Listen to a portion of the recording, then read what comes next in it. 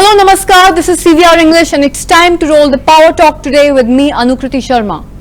The protests continue across India. Doctors are holding candlelight vigils, women's groups are marching on the streets and our politicians doing what they do best, turning a tragedy into a spectacle. We'll come to that in a short while, but first, the latest updates. The protests began after the horrific incident in Kolkata last week. A 31-year-old doctor was raped and murdered, that too at her own medical college. Since then, doctors have been protesting across India. They're demanding justice and they're demanding safety. Today, they're striking work. India's largest doctors' body has announced a strike. That's the IMA or the Indian Medical Association. Now the IMA has around 400,000 doctors pan-India. So we are witnessing a nationwide strike. All non-essential services had been halted till today morning. And so far, the pressure has been mounting. It's relentless. Both from the doctors and from the women's groups. They have been marching and protesting across major cities. And today is no different. Sunday is no different. Some of these protests did not go well, of course. Goons vandalized the college where this crime happened in Kolkata. They attacked doctors. They destroyed the emergency rooms. The Kolkata police are hunting them down, and so far 25 people have been arrested. And what about the murder investigation? Well, the CBI is handling that now. The Central Bureau of Investigation is handling it. And they have many leads to follow. The victim's family says her colleagues may have been involved. Some interns and some doctors at the college may have been involved in the crime. I'm sure the CBI will follow that up as well. In fact, they have already summoned 5 doctors for questioning. Which brings us to the politics of this matter. Yesterday, West Bengal Chief Minister Mamata Banerjee organized a march. She herself walked at the front of it. And what did she want? Death penalty by next Sunday. Basically, 1 week to probe, to prosecute and to convict. Now don't get us wrong. All of us want speedy and swift justice for the young woman. But let's not ignore the reality. No court can deliver such quick justice, not even the fast-track courts. So this is not about just getting justice. This is about getting political mileage. And the other side is doing it too. Whether it is spreading fake news about the incident or blaming people without evidence. Such selfish moves do not help anyone. They only make a bad situation worse, and this is a very bad situation. Just think about it. A young doctor was raped and murdered inside a hospital. If a doctor is not safe inside a hospital, where are they safe? Or if a doctor is not safe inside a hospital, then who is safe? Just look at this report. Around 75% of Indian doctors have faced some sort of violence at work. That's 3 out of 4 doctors. How can we prevent this? The central government has issued a new directive. It puts the onus on the hospital head. Now imagine you run a government hospital in India. A doctor has been attacked on your watch. Then you must file the FIR within 6 hours. The responsibility is not on the doctor who was attacked. It's not on the bystanders. The responsibility lies with the hospital head. I agree, it is a good move because right now a lot of attacks go unreported. So this new directive should help, but it's not enough. You can't just focus on redressal here. You must focus on prevention too.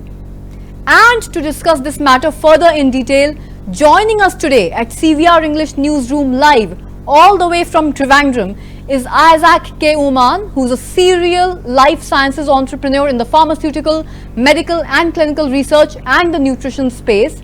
Now, just a bit of context here for all our viewers. Mr. Isaac is a serial life sciences entrepreneur and has started half a dozen companies, listed them in stock markets in and outside India, and he's been involved in the healthcare enterprises, including teaching hospitals in Chennai. At one point in time, Mr. Isaac oversaw 12 manufacturing operations pan-India.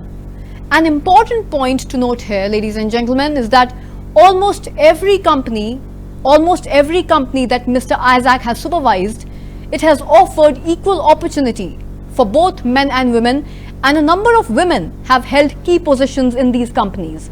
The challenge of making his companies a safe working space for women employees, creating policies to support them and enforcing these policies has always been a key priority for him. We welcome you, sir. We welcome you for joining us here at CVR News Desk all the way from Trivandrum. I appreciate being on your show. Sir, I would like to jump right into the focus of this power talk with you. Women's safety. So my first question to you is, these protests are going on in India right now and doctors are holding candlelight vigils, women's groups are marching on the streets. All of that is fine. But are we trying to turn a tragedy into a mere spectacle here, sir?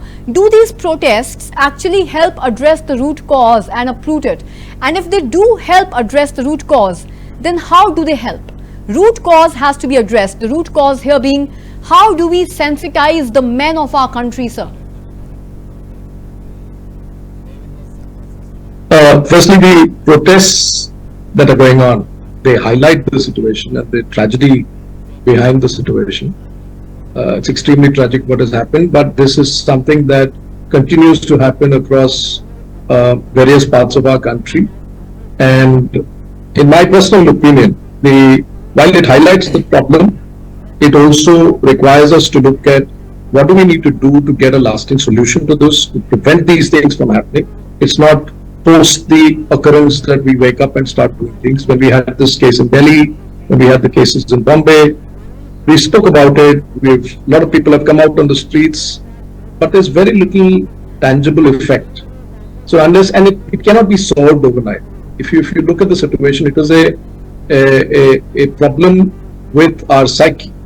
The first, like you said, sensitization has to take place with men, and it has to start at home.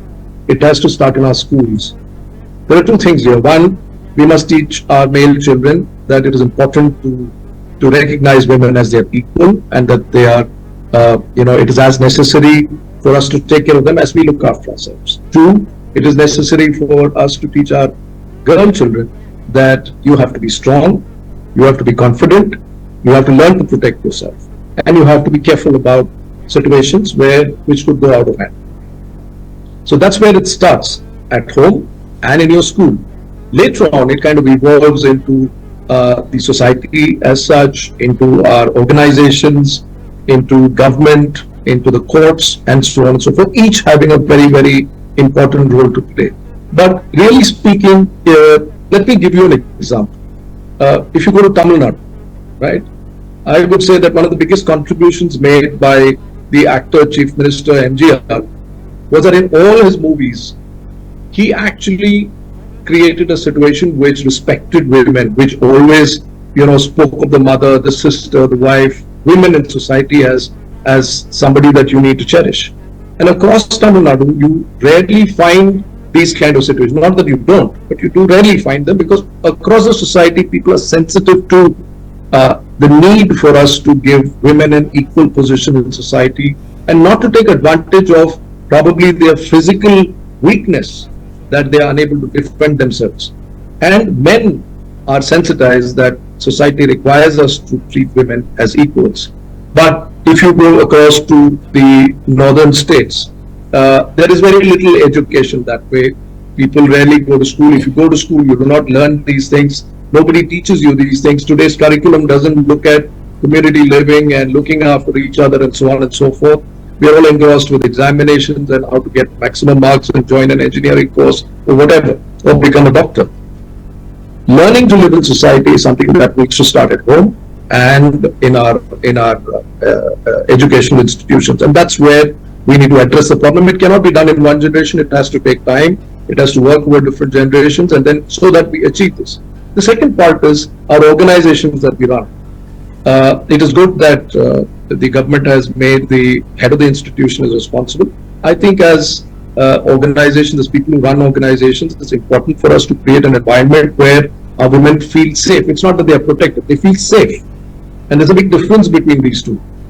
And for that, the head of the institution has to be involved. You have to create a situation where there is a immediate redressal if there is a problem. When the head of the institution gets involved in this, and when there are regular meetings and discussions and actions that are taken across the organization, people believe that this is an important thing. And if I break that, if I cross the line, the organization will take very strong action against me. And in our organizations, we've always maintained, and we've always in our town halls, we've said that any woman who complains on any kind of harassment from any colleague, male colleague, we will take action. Not only that, if we find you guilty, you will not only be thrown out of the organization, but you will also be handed over to the police, and the organization will file the FIR. So it has been very strict, and therefore we've never had a situation where women needed to come. We have women working in shifts where our labs have women heads, and I would say something like 50% of our people have been very talented, bright young women who could come and work. And we've never had a situation because the head of the institution goes out there and says, this is how it's going to be. So likewise, it has to be in government, it has to be everywhere. The government needs to come in and say that, right, if we find this kind of a situation, we are going to take immediate action, and it's going to be very severe action. The courts need to join in on that. So everywhere, it has to be across society, across different arms of society, but it has to start at home. I hope I gave you an idea of what it is. Thank you so much, sir, for addressing that. And that brings me to my next agenda over here. That brings me straight to the next question, which is connected somewhat to the first one. Now, we see so many protests happening across the country, but do these protests help to actually bring about some policy reforms and changes at the political level too, sir? What about the political fabric and the political spectrum of the country? Will these protests help to bring about some policy reforms here? Protests by common man, by the affected people, are the only way that we can get people in authority to wake up and not push these things under the rug. People must be sensitized to the fact that the ordinary man and the person who's affected will not take this lying down. And it's important for us to protest. Of course, protest peacefully but effectively, and make sure that the people in authority come out with specific plans and programs by which women are given safety and the environment is protective, and that's very severe action will be taken against any culprit who is found to cross the line. So I think it's important that protests are there, although it disturbs everyday life. But without that, people tend to kind of glance over the situation, and it's just another statistic.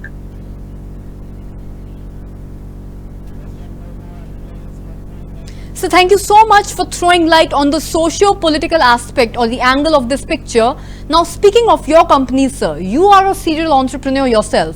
Your companies are particularly known in India for upholding and ensuring women's safety and their well-being basically at work. What can other organizations across the country do in order to create that environment where women can feel safe while working alongside their male colleagues? One is at the level of policy, where the company brings out very clear policy on the safety protocols that are required to be enforced, whether it is to line managers, whether it is to security staff, whatever it is. So the policy is important, where you create a framework under which women can safely come to work.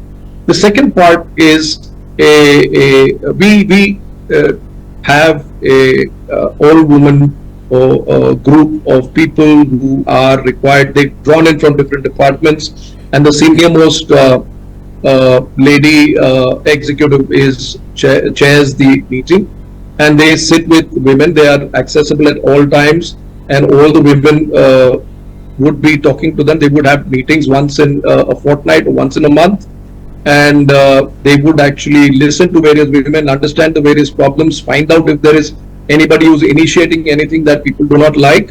These kind of problems in organizations don't happen overnight. There would be people who will try to initiate a interaction with a lady, and she may not like it, and therefore it could kind of snowball into something else. So you need to catch it at its beginning itself. So we encourage women to bring this up wherever there has been unwanted contact, and we address it straight away. We call the individual concerned, the male concerned, and speak to him very clearly and tell him that if he repeats this and if we find cause, then he will be terminated from employment. Not only that, we will file a complaint with the police. So there is a sense of fear among the men that if they cross the line, the company is going to take very severe action. At least once in 60 days, the CEO and the chief operating officer of the company sit in on the committee to listen to various issues that women bring in. So it's not just about threat from men. It's also about working conditions. It's also about women who women have a very complicated responsibility. They are the nurturers at home. They need to make a house into a home, create the environment that is required there. And plus, they need to work in the offices or in the labs or in the workplaces where they contribute as much as any other man. So they have a very, very difficult and challenging situation. And therefore, there are problems that go with that. It could be with bringing up children. It could be with schooling. It could be with women's health, which is again a very, very big challenge. Of course, things like pregnancies, childbirth, and so on and so forth, where they need to be given special consideration. So these committees actually look at all that and try to create norms which allow flexibility. The great advantage with, in my opinion, and in our organizations, are that we find women executives and women researchers to be very, very focused at their work, very committed to their work, very hardworking when they work, and unlike men, sorry to say this, but male of the species tend to get distracted quite often, but women are much more focused. So we believe that they contribute quite a bit to the organization and its work, and I always respect that. So this is how we have tried to build a policy in the company, two, interaction with women and their representatives across the board and understanding their challenges and solving them, and three, taking it up at the highest level in the organization so that this is addressed. And while there have been one or two cases in the past 20 years that I've seen where I've had to file a complaint with the police, but otherwise, when you enforce your policy, I suppose that it plays deterrent to anybody crossing the line. Not only that, it makes the women feel confident that they can come into work and they're happy that they are secure there and they can contribute their best and they're being recognized for their contribution to the organization.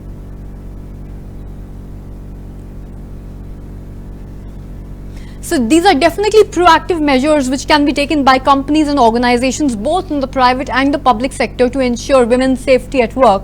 However, one more question which arises in my mind, or rather the people's mind, is what about these women who are working particularly in the private sector and during the night shifts? Now they come to work late at night and they have to work through the night and they go back home early morning. Considering the timings of their work and considering that it's night time, correlating crime with night, how can we further add that extra layer of safety and security to ensure that women mentally and emotionally are feeling safe while working in companies during their night shifts in particular? Inside an organization, whether it's the night shift or a day shift, the norms are the same, the security is the same. You have everything right from cameras to security personnel to supervising staff, everything working, and there are hotlines all the time where anybody can pick up the phone and speak to the control rooms or to the senior managers. Therefore, that part is secure. It's when they travel that there is a challenge. So typically an organization like ours, what we do is we run transportation for our women, picking up from their closest house areas to the office and back. Alternately, there are many state transport services which run women only transport buses, which bring women to and fro from large organizations. Otherwise, organizations club together and work.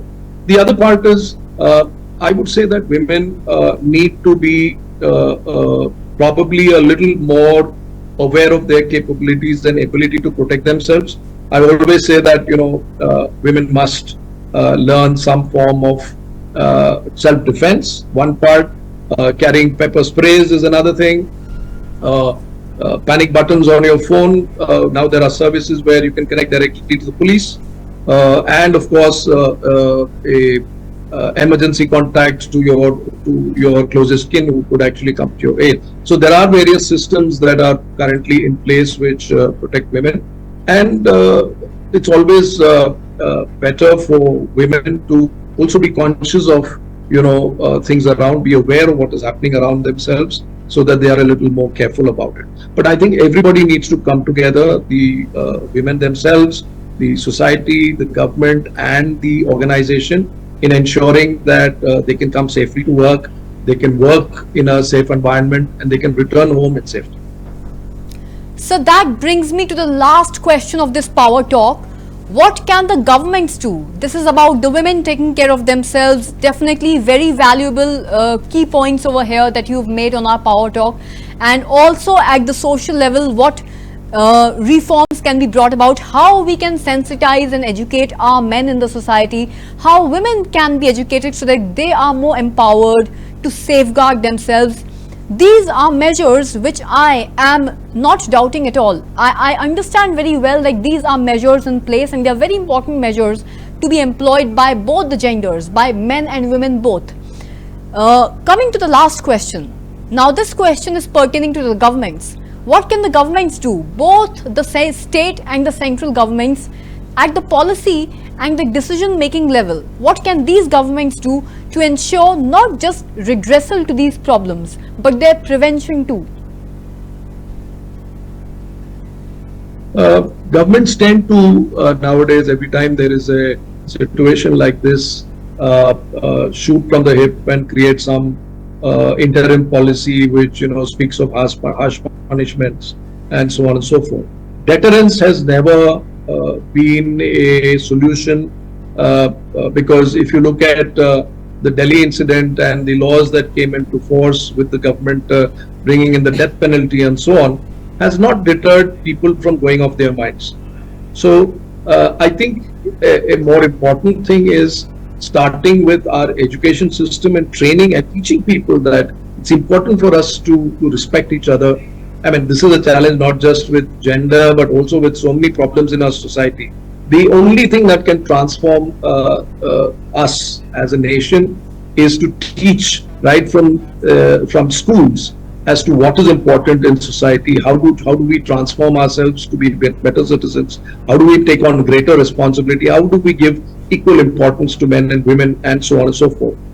With regard to, again, government intervention, there are many structures in place, there are many rules and regulations in place, there are many laws in place, but the enforcement has always been questionable, because they are left to the hands of some lower down person, maybe a lower policeman, and so on and so forth.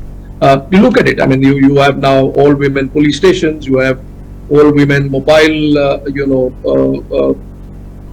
police who drive cars and go around, making sure that women are all right, and so on and so forth. So while there is so much of movement in these areas, there needs to be an enforcement of the laws that we bring in. If a case takes too long, the courts have to come in. The case takes too long and people get out on technicalities, and therefore what happens, the government and society shirks its responsibility.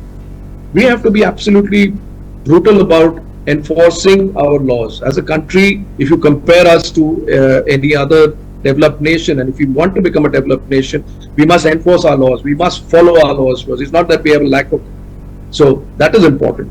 Creating an environment is always the responsibility of society and the government. Completely agree with you, sir, here, that the government and the people have to work together, and we have to be, like you said, quote unquote, we have to be, as a society, very brutal about the enforcement of these laws. I believe the policies are in place. There is no dearth of rules in our country and laws in our country, but like you said, we the people of the country have to be brutal about their enforcement. Thank you so much, sir, for joining us all the way from Trivandrum and sharing your knowledge points and your key insights on this really pertinent, important matter. Thank you so much for joining us today, sir. With all our hearts, we thank you so much on behalf of CVR English. Thank you, ANUKRITI. Thank you, CVR. Best of luck. So that was Mr. Isaac sharing his valuable insights on women's safety at work with us. However, our main focus this afternoon remains the same. How can we stop these attacks in the first place? The doctors already have an idea. They've been demanding a Central Protection Act. It was first drafted in 2019. It mandates strict punishment for assaulting the doctors, up to 10 years in jail, plus up to 10 lakh rupees fine. The idea was to deter attackers with strict punishment, but the government did not pursue it. They said a separate law for doctors was unnecessary. But now that bill is back in focus. The IMA, or the Indian Medical Association, is pushing for that law again. They say that a hospital should be as safe as an airport, and we have to agree.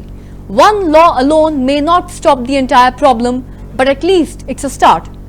We can't just protest, politicize and procrastinate. We must be proactive. Safety at the workplace must be non-negotiable.